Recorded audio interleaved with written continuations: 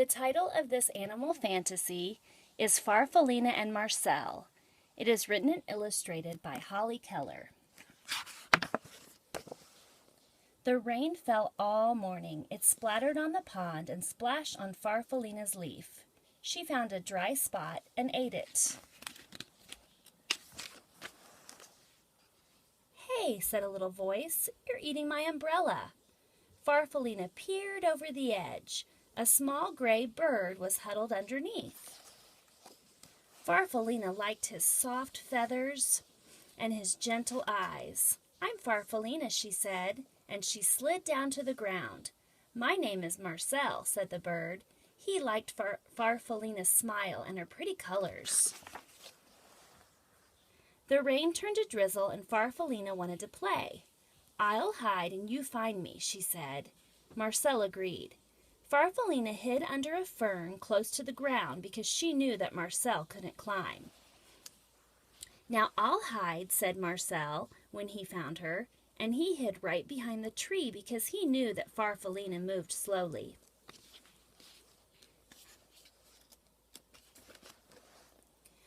"I can take you for a ride to the pond," said Marcel.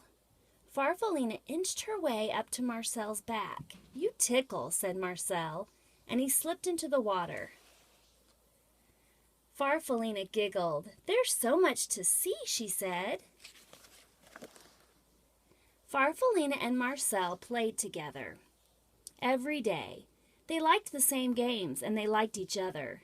But one day, Farfallina was not herself. "I'm not sick," she told Marcel, "just a little uncomfortable. I need to climb up onto a branch and rest for a while." "I'll wait for you," Marcel called, as Farfallina made her way up the tree. Marcel watched until Farfallina was completely out of sight. Then he settled himself in the grass and waited.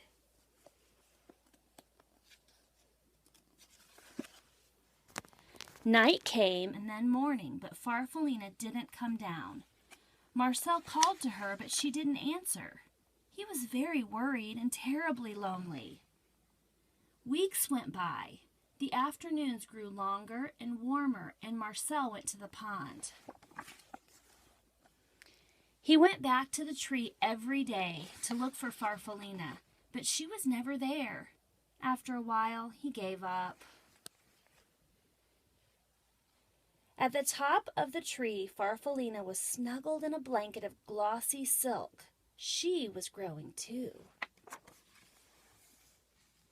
The sky was blue and clear the morning she was ready to come out and open her beautiful new wings.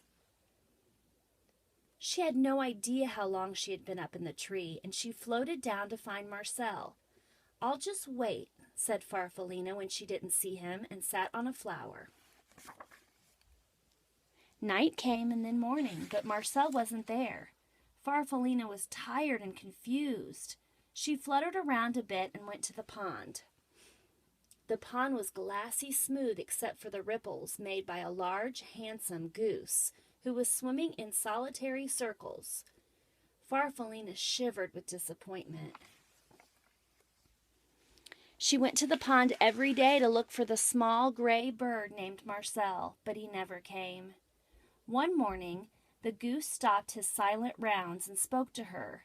"You must like it here," he said. Farfallina fluttered a bit. "I've been waiting for a friend," she said sadly, "but I don't think he'll come." Marcel liked her smile and her brilliant colors. "I know how you feel," he said. "I lost a friend too. She just vanished into thin air." Farfallina liked his sleek feathers and his gentle eyes. "A ride around the pond might cheer you up," Marcel said. Farfallina thought it would, and she settled herself on Marcel's back. "It's funny," Marcel said, "but I feel as though I've known you for a long time."